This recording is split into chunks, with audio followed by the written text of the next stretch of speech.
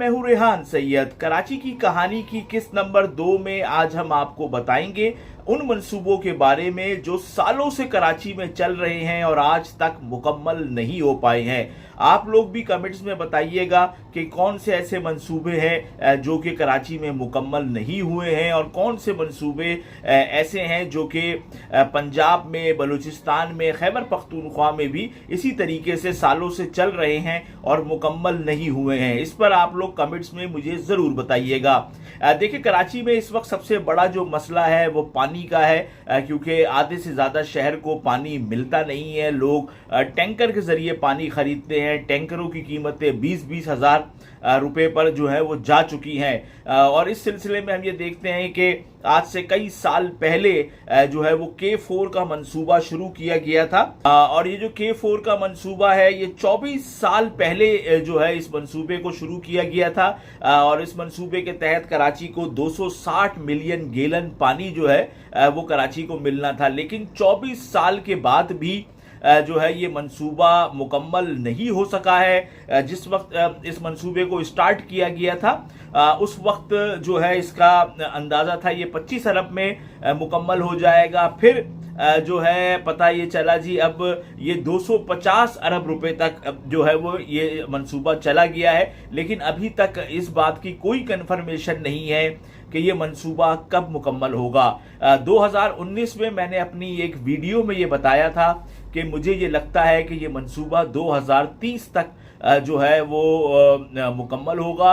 लेकिन अभी इस बारे में हम कुछ नहीं कह सकते हैं, गो के अब थोड़ा बहुत ही काम रह गया है। लेकिन अब फंडिंग के मसाइल जो है वो आए हुए हैं कि कौन फंड करेगा, सूबा फंड करेगा या वफाक फंड करेगा। वैसे तो हम पानी की स्कीमें देखते हैं पंजाब में और क्या कहते हैं खैबर पख्तूनख्वा में, तो सूबाई हुकूमतें खुद अपने जो PSDP है उनका जो पैसा है वो पानी की स्कीमों पे लगाती हैं। लेकिन जो K4 का मंसूबा है इसमें वफाक भी जो है वो पैसे दे रहा है और सूबा भी दे रहा है। लेकिन आज 24 साल के बाद भी ये मंसूबा जो है वो मुकम्मल नहीं हो सका है। देखिए, एक और मंसूबा है कराची का S3 मंसूबा। और ये मंसूबा था कि अब कराची में जो सीवरेज का पानी है ये 500 मिलियन गैलन जो है वो जाता है और ये पानी समंदर में जाकर गिरता है।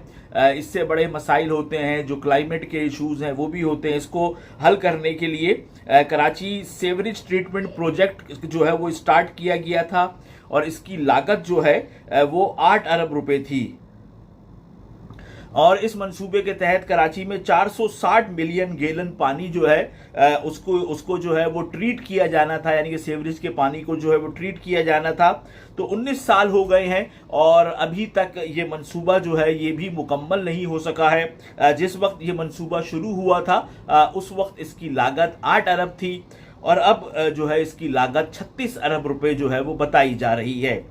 फिर कराची में आप सबको पता है गो के कराची के अंदर पुलिस भी है, रेंजर्स भी है। लेकिन इसके बावजूद हम ये देखते हैं कि कराची में जो क्राइम है वो जो है वो थमने का नाम नहीं ले रहा। हुकूमत तो अपने फिगर ज़रूर बताती है लेकिन आज भी कराची का कोई शहरी जो है वो खुलेआम अच्छा मोबाइल लेकर बाहर नहीं जाता है, ना कोई 125 चलाता है। और आज आपके इल्म में है कि कोरंगी में एक मोटरसाइकिल को छीनते हुए डाकुओं ने एक नौजवान को भी जो है वो गोलियां मार के उसकी जान ले ली। तो कराची को बहुत अरसे से ये कहा जा रहा था कि कराची को जो है वो सेफ सिटी बनाया जाएगा, सेफ सिटी बनाया जाएगा। गो के हम ये देखते हैं कि पंजाब के बहुत सारे शहर जो है वो सेफ सिटी के कैमरे उधर मुकम्मल तौर पे लगे हुए हैं।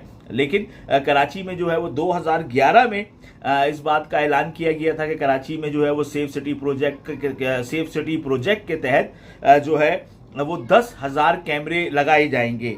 देखिए, 2024 के अंदर हुकूमत सिंध ने ऐलान किया था कि 35 अरब की लागत से कराची में जो है वो 12,000 कैमरे लगाए जाएंगे। यानी कि 2011 में 10 अरब की लागत से 10,000 कैमरे जो है वो लगने थे। अब 2024 में जो ऐलान हुआ इसमें जो है वो बताया गया कि 35 अरब की लागत से 12,000 कैमरे जो हैं उनको लगाया जाएगा, लेकिन ये ताहाल जो है वो नहीं लग सके हैं और अभी तक कराची के सिर्फ 8 से 10% जो इलाके हैं वहां पर ये सेफ सिटी कैमरे जो हैं वो लगे हैं। बताया जाता है कि 1000 से 1500 के दरमियान कैमरे अभी तक लगे हैं और जो इंडिपेंडेंट लोग हैं वो ये बताते हैं कि कराची क्योंकि एक 3 करोड़ आबादी का शहर है, तो इस शहर को कवर करने के लिए कम से कम भी जो है वो 60,000 कैमरों की ज़रूरत होगी।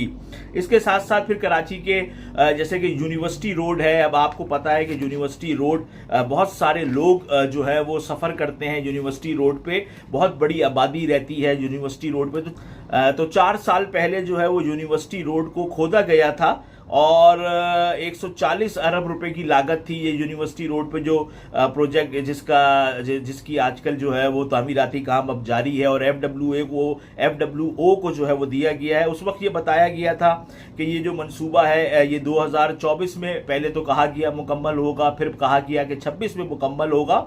अब ये कहा गया है कि ये मंसूबा 2028 में जो है वो मुकम्मल होगा और इसकी जो इब्तिदाई तौर पे लागत थी वो 140 अरब थी और अब ये 170 अरब रुपए पर पहुंच गया है। फिर इसके बाद जो है वो कराची में एक येलो लाइन का मंसूबा है कराची का येलो लाइन का मंसूबा जिसमें 439 मिलियन से 2019 में ये मंसूबा जो है वो स्टार्ट हुआ था और इसको 2026 में मुकम्मल होना था, लेकिन अभी तक जो है वो ये बताया जाता है कि 25 से 30% काम ही येलो लाइन के मंसूबे पर मुकम्मल हुआ है। फिर जो कराची की सर्कुलर रेलवे है, आप लोगों को पता है कि कराची की जो सर्कुलर रेलवे है वो भी उसका भी कोई ऐसा सिलसिला नहीं है कि कराची में सर्कुलर रेलवे जो है वो बहाल होगी या कुछ होगा।